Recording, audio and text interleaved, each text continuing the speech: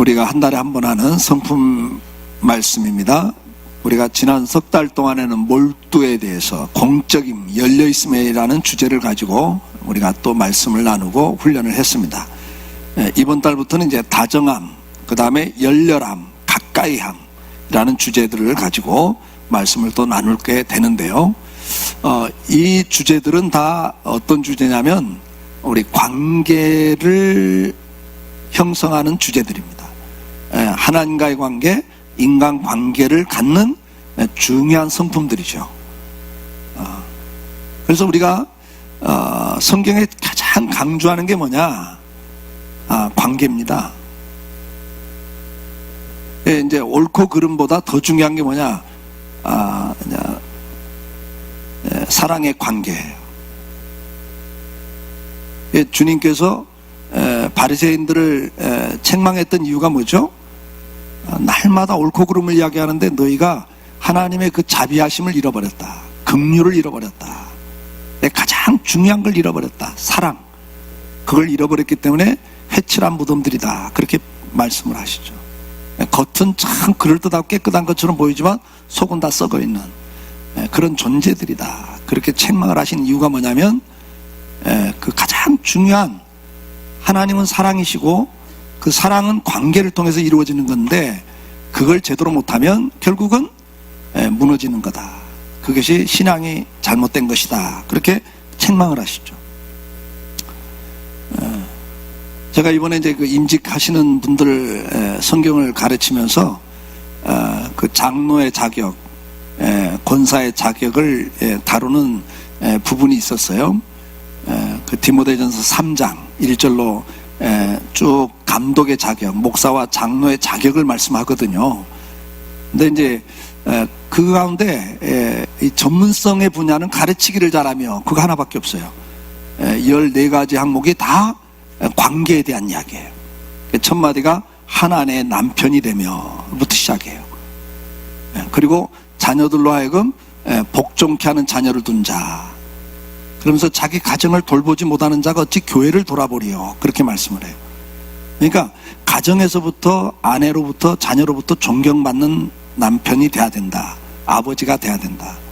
그러면서 이제 관계에 있어서 관용할 줄 알고, 남을과 다투지 않고, 구타하지 않고, 대접을 잘하고, 이런 관계를 쭉 이야기를 해요.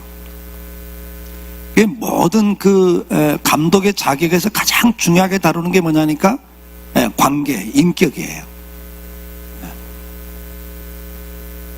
그래서 우리가 신앙생활을 하면서 가장 중요하게 생각할 게 뭔가, 이제 다음 주에 좀 더 다뤄집니다만은 사랑의 관계를 잘하는 것이 가장 중요하다.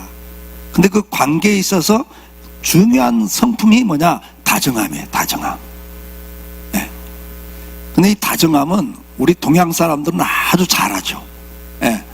서양 사람들은 좀 더 이성적이죠. 그러나 동양 사람들은 굉장히 정적입니다. 정이 굉장히 중요해요. 그렇죠? 우리라는 단어를 얼마나 많이 씁니까, 우리가? 이런 관계를 굉장히 중요하게 생각하는 게 동양이에요. 그래서 우리 동양 사람들은 이 다정함이라고 하는 것은 아주 문화적으로 가지고 있는 것 같아요.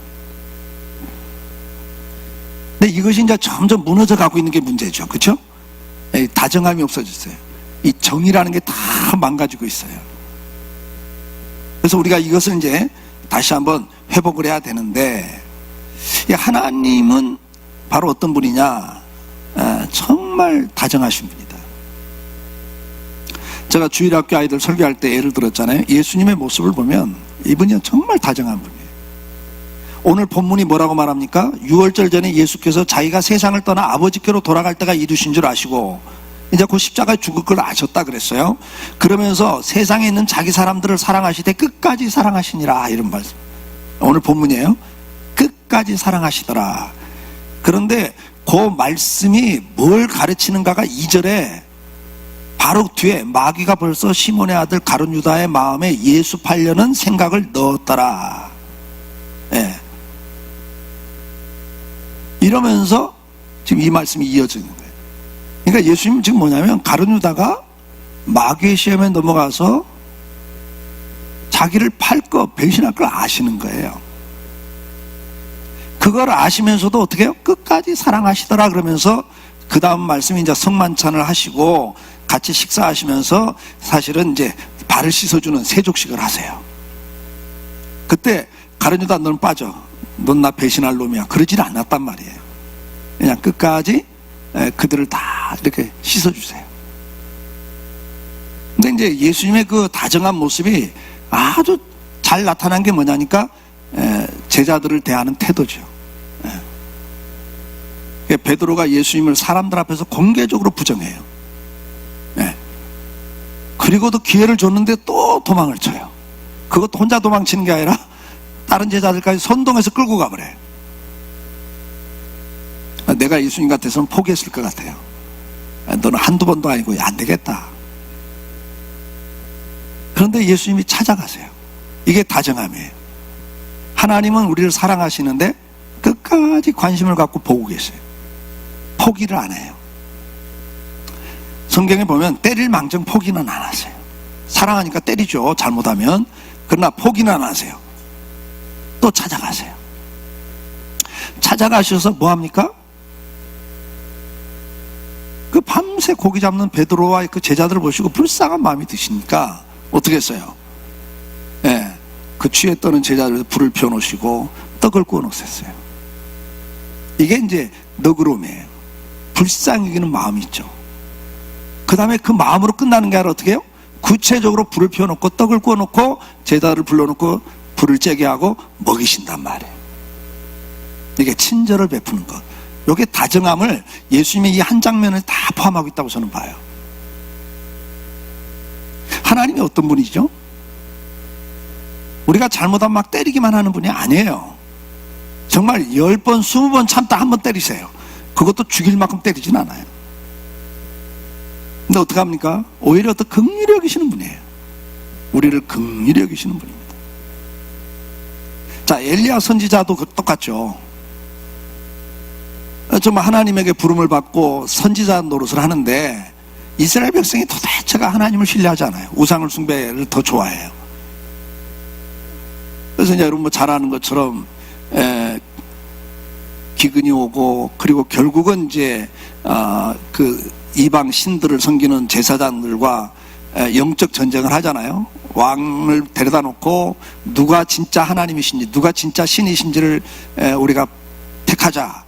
그래가지고 이제 기도하고 결국은 이제 하늘에서 불이 떨어져서 모든 그 재물을 사는 걸 보면서 여호와가 진짜 신이다. 그래서 뭐 백성들이 이제 하나님 편에 서겠다. 그래서 아세라 바알 신을 섬기던 제사장 850명 그 자리에서 죽이잖아요. 뭐 대영적 전쟁에 승리를 하죠. 그런데 어떤 결과가 나와요? 그 악한 이세벨 왕비가 자기가 아세라를 섬기는데 그 제사장을 다 죽였단 말을 듣고 내가 내일까지 엘리야를 분명히 죽이겠다 이렇게 나와요. 그 말을 듣고 엘리야가 도망을 쳐버리잖아요. 왜 도망쳤을 것 같아요, 여러분? 이세벨이 아무리 큰 소리를 쳐도 이스라엘 백성들이 그 불이 떨어진 걸 보고 여호와가 진짜입니다. 우리는 이제 끝까지 여호와 편에 설 겁니다. 여호와의 선지자 엘리야를 건드리는 사람 우리가 용납하지 않겠다 하고 엘리야 편에 서 있으면 되는데 백성들은 그런 존재들이 아니에요. 막 기적을 보고 하나님 편에 섰다가도 이세벨의 그 권력의 칼날을 쳐드니까 다 도망가 버려요. 옆에 아무도 없어요. 뭐 의리고 뭐가 없어요. 내가 살고 봐야 되니까 백성들 입장에서는. 그러니까 하나님보다 왕이 더 무서운 거예요. 도망을 다 쳤어요. 그 허무함, 그 배신감, 엘리야가 도망을 쳐요. 그리고 광야에서 로뎀 나무 밑에 쓰러지죠. 그러면서 뭐라고 그래? 하나님, 나 이제 더 이상 싫어요. 나 불러가세요. 내가 무슨 의미로 더 이상 일을 합니까?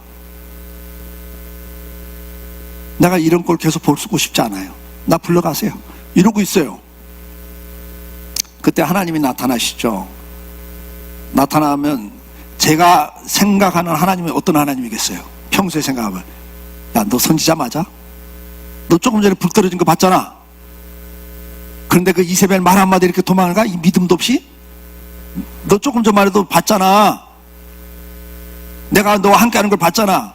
근데 사람 말 한마디 듣고 도망을 가?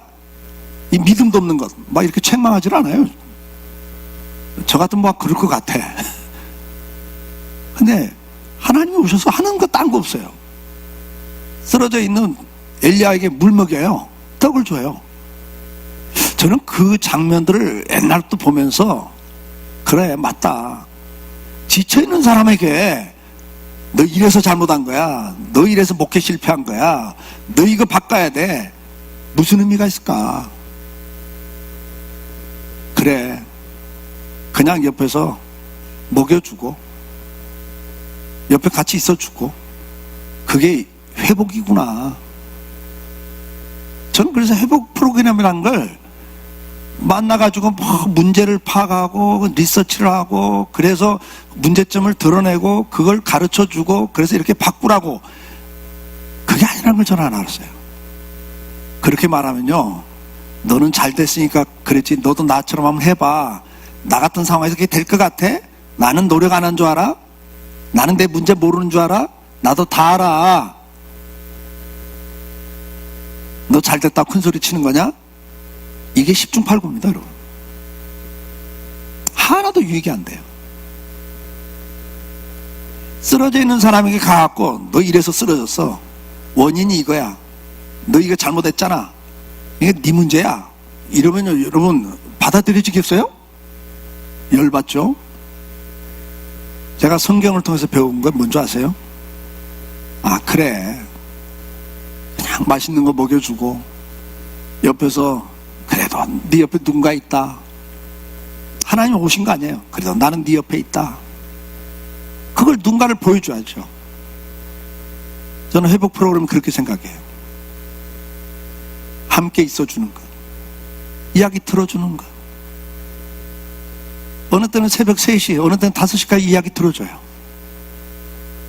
이틀 밤을 연장 3시까지 이야기 들어준 적도 있어요. 회복 프로그램을 하면서 막 가슴이 막 터져요. 아파가지고 힘들어가지고 잠을 못 자니까. 근데 그것에 감동해요.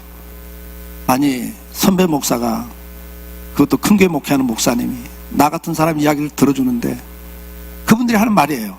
한마디도 너 문제다, 너 이것이야 말을 안 하고 끝까지 들어주는 게 감동이었다고, 지지해주는 게 감동이었다고. 그렇죠? 공감해주는 것처럼 감동이 없어요. 예수님이 그 방법을 하세요. 사랑하는 성도 여러분, 오늘 우리가 주님 닮아가는 하나님의 자녀들이잖아요. 성화돼가는. 성화란 게 뭐예요? 주님 닮아가는 거예요. 오늘 우리가 닮아야 될 부분이 뭐겠어요? 너그러움이에요. 하나님은 우리에 대한 관심을 끊이지 않습니다. 이사야 59장 2절에 보면, 오직 너희 죄악이 너희와 너희 하나님 사이를 갈라놓았고 너희 죄가 그의 얼굴을 가리워서 너희에게 듣지 않으시게 합니다. 죄가 들어오면 분리가 돼버려요.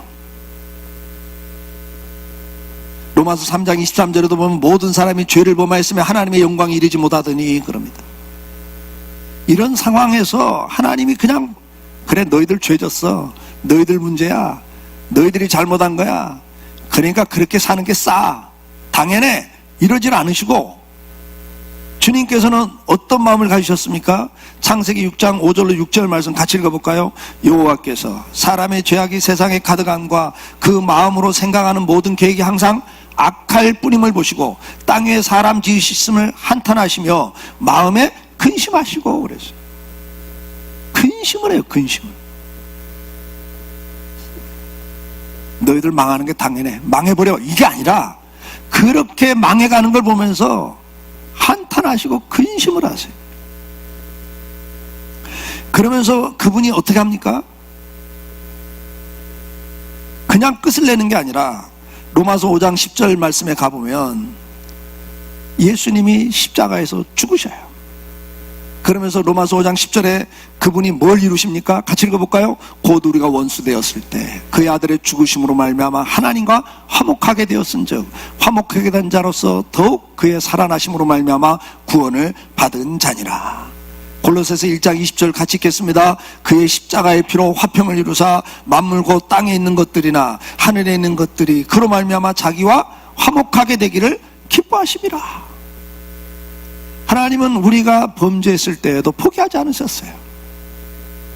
탄식하고 안타까워하세요. 제자들이 도망을 칠 때도 주님 마음이 똑같았을 거예요. 너희가 연약해서 그렇다.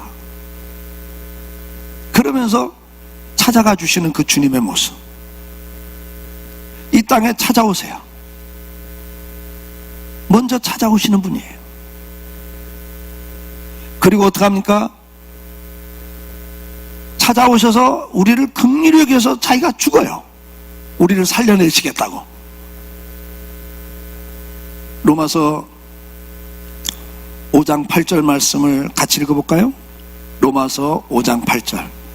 우리가 아직 죄인 되었을 때 그리스도께서 우리를 위하여 죽으심으로 하나님께서 우리에 대한 자기의 사랑을 확증하셨느니라. 아멘. 우리가 원수 되었을 때예요. 우리가 뭐 하나님의 사랑 받을 만할 때 찾아오신 게 아니고, 우리가 원수 되었을 때, 다 배신하고 도망갈 때, 그래도 찾아오세요. 찾아오셔서 어떡합니까? 죽어요. 그것으로 사랑을 드러내 보여주세요. 사랑하는 성도 여러분, 오늘 주님은 우리를 어떻게 보고 계십니까? 사랑하는 대상으로 보고 계십니다. 그분이 얼마나 너그럽습니까? 우리가 잘못해도 우리를 포기하지 않으시고 찾아와 주세요. 만나 주세요. 그리고 어떡합니까? 긍휼히 여기세요. 그리고 자비를 베풀어 주세요. 오늘 하나님은 어떤 분입니까? 이사야 54장 8절 말씀을 같이 읽겠습니다. 이사야 54장 8절. 내가 넘치는 진노로 내 얼굴을 내게서 잠시 가렸으나 영원한 자비로 너를 긍휼히 여기리라. 내 구속자 여호와께서 말씀하셨느니라. 우리가 정말 잘못하면 봐주고 참고 하시다가 끝내는 한번 때려요. 왜? 정신 차리라고. 그래야 깨달으니까. 안 그러면 완전히 저주의 자리, 진노의 자리 가버리니까. 히브리서에서 그래서 사랑하는 자는 채찍을 뗀다 그랬어요. 버린 자식은 때리지도 않아요. 여러분들이 신앙생활 하면서 가끔 그런 거 보잖아요. 목사나 장로님, 권사님 가운데 정말 저 사람 예수 믿는 사람 맞나, 패션을 달 만큼 강팍하고 정말 하나님 전혀 안 믿는 사람처럼 행동하고 하는 분들 계시잖아요. 그런데도 하나님이 그냥 놔두잖아요. 야, 하나님 살아계신다고 어쩌면 저럴까. 저는 가끔 그런 거 보거든요. 야, 저 장로님 정말 신앙이 있나, 저 목사 정말 하나님 믿나, 그런 생각 들 때가 있거든요. 근데도 그냥 놔둔단 말이죠. 근데 시편 읽어보니까 뭐라고 그러세요? 마지막 심판할 때까지 놔두는 거래요. 그냥 이게 진짜 비극적인 사람이에요. 하나님 때리지도 않는 사람. 뭔가 잘못했을 때 한 대 딱 때려갖고 아이쿠 이거 내가 잘못하고 있구나 깨닫고 돌아서는 게 축복이잖아요. 근데 화인 맞아버리면요, 하나님 버린 자식은요 때리지도 않아요. 그런데 중요한 건 뭐죠? 그렇지 않은 자식들, 하나님이 사랑하는 자식들 어떡합니까? 때리지만 그건 잠시 가리는 거다. 내 얼굴을. 진짜는 뭐다? 영원한 자비로 너를 긍휼히 여긴다. 이게 우리 하나님이세요. 하나님 우리를 어떻게 보고 계십니까? 스바냐 3장 17절 말씀 같이 한번 쭉 읽으세요. 스바냐 3장 17절. 너희 하나님 여호와가 너희 가운데 계시니 그는 구원을 베푸실 전능자시라. 그가 너로 말미암아 기쁨을 이기지 못하시며 너를 잠잠히 사랑하시며 너로 말미암아 즐거이 부르며 기뻐하시리라 하리라. 아멘. 저는 이 성경을 쭉 읽다 보면요, 뭐가 떠오르냐면, 내가 우리 다솜이나 동혁이를 사랑한 것이 떠오르진 않아요. 내가 다솜이 동혁이 키울 때는 뭐 잘못하면 혼내주고 막 그랬거든요. 근데 요 모습은 꼭 손주를 보는 내 마음이에요. 손주를 보는 내 마음. 때를 써도 귀엽고요, 말을 안 들어도 앙증맞고요. 사랑스러워요. 저는 요 구절을 보면서 딱 손주를 보는 할아버지 마음, 하나님이 우리를 보는 마음이 이렇단 말이에요. 그냥 너로 말미암아 기쁨을, 보는 것만 해도 기뻐. 에? 잠잠히 사랑하면서 너로 말미암아 즐거이 부르고 기뻐하리라. 오늘 이 하나님을 볼 수 있길 주의 이름으로 축복합니다. 배역하고 범죄하고 하나님 버리고 떠나지만 결코 포기하지 아니하시고 끝까지 이런 마음으로 우리를 바라보고 계시는 그 주님,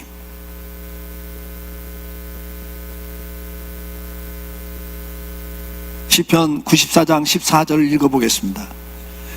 여호와께서는 자기 백성을 버리지 아니하시며 자기 소유를 외면하지 아니하시리라. 하나님은 자기 백성은 버리지 않습니다.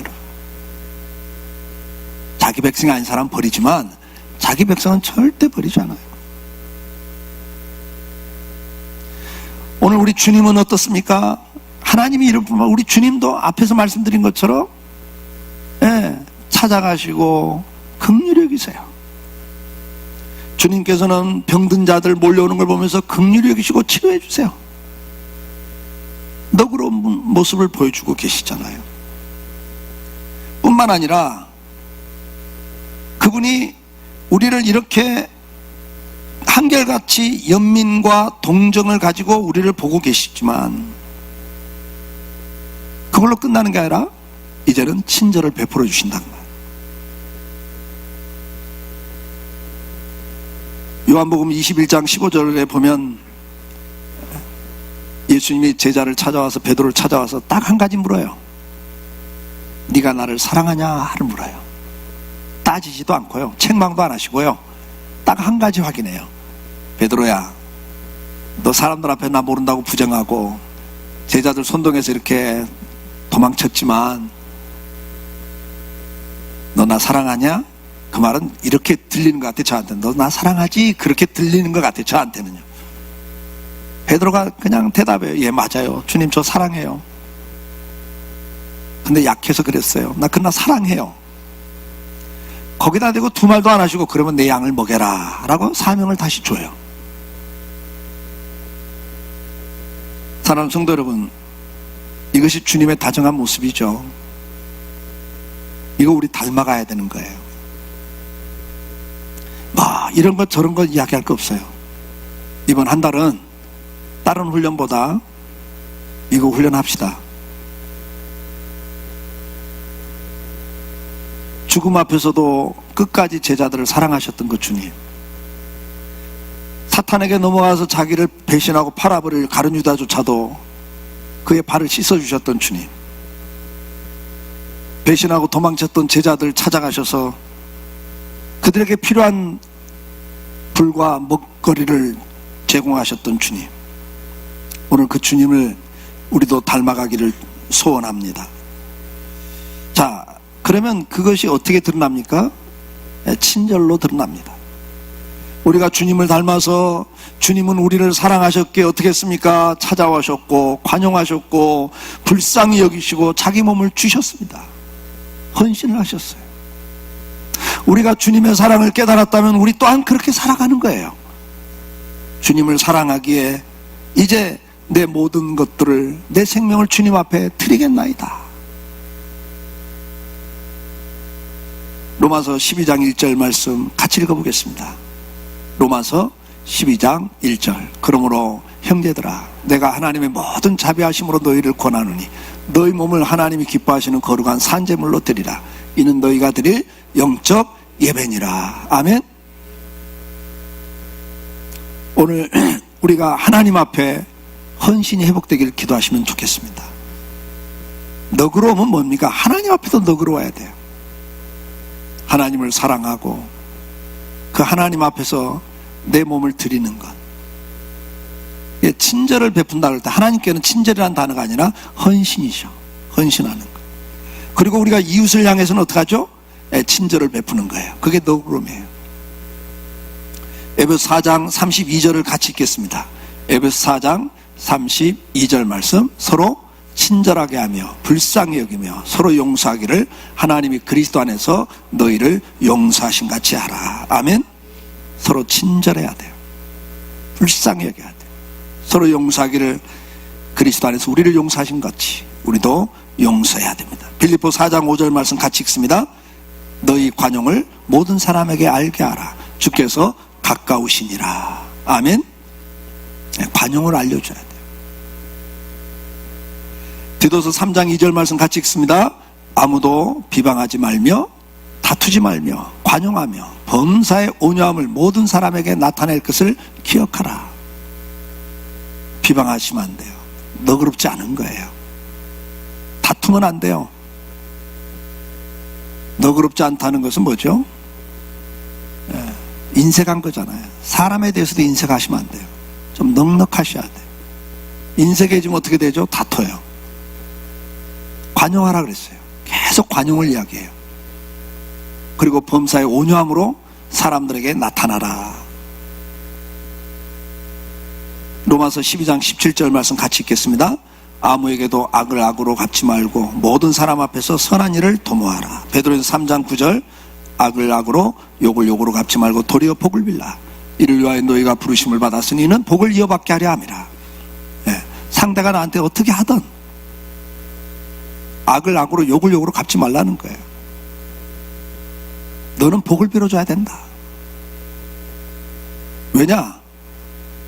그래야 네가 복을 받는다. 그렇게 말씀해요. 데살로니가전서 5장 15절 말씀 같이 읽습니다. 삼가 누가 누구에게든지 악으로 악을 갚지 말게 하고 서로 대하든지 모든 사람을 대하든지 항상 선을 따르라. 우리가 상대가 어떻게 하든 그건 그분의 문제고 내가 하나님 앞에 살 일은 뭐예요? 주님을 닮아서 너그러운 사람이 되는 거예요. 너그러움이 뭡니까? 결국은 상대를 관용하고 받아들여 주는 거예요. 예수님처럼 그냥 받아들여 주는 거예요. 그 다음에 어떻게 합니까? 그걸로 끝나는 것이 아니라 이제 그 사람을 오히려 친절을 베풀어야 됩니다. 가장 잘 보여주는 게 뭡니까? 선한 사마리아 사람의 비유입니다. 강도 만난 사람에게는 불쌍하다. 저 사람 빨리 피하고 빨리 가 치료받으면 되는데 옆에서 걱정해주고 말해주는 건 아무 도움이 안 돼요. 어떻게 해야 돼요? 누가복음 10장 34절 35절에 보니까 가까이 가서 기름과 포도주로 그 상처에 일단 응급조치를 하고 싸매주고 짐승으로 태워다가 주막에 데려다가 돌보아 주었다. 그러면서 어떻게 해요? 그 마지막까지도 또 책임을 져줘요. 비용을 다 대주면서 나머지 비용도 더 들어가면 내가 대주겠다. 예수님께서 이 선한 사마리아 비유를 통해서 친절히 뭔가를 우리에게 또 설명해 주고 있잖아요. 야고보 2장 14절로 17절 말씀 같이 읽어볼까요? 내 형제들아 만일 사람이 믿음이 있노라 하고 행함이 없으면 무슨 유익이 있으랴. 그 믿음이 능히 자기를 구원하겠느냐? 만일 형제나 자매가 헐벗고 일용할 양식이 없는데 너희 중에 누구든지 그에게 이르되 평안히 가라 덥게 하라 배부르게 하라 하며 그 몸에 쓸 것을 주지 아니하면 무슨 유익이 있으리요. 이와 같이 행함이 없는 믿음은 그 자체가 죽은 것이니라. 말로 뭘 못해요. 다 걱정해주는 척 생각해주는 척 얼마든지 말할 수 있어요. 그러나 행함이 없는 건 자체가 이미 죽은 거다. 그렇게 말씀을 해요. 그러면 우리가 이렇게 친절을 베풀 때 그 사람 필요를 채워주는 거예요. 근데 어떤 자세로 채워주라고 우리를 가르치느냐? 에베소 6장 7절 말씀 같이 읽습니다. 기쁜 마음으로 섬기기를 주께 하듯 하고 사람에게 하듯 하지 말라.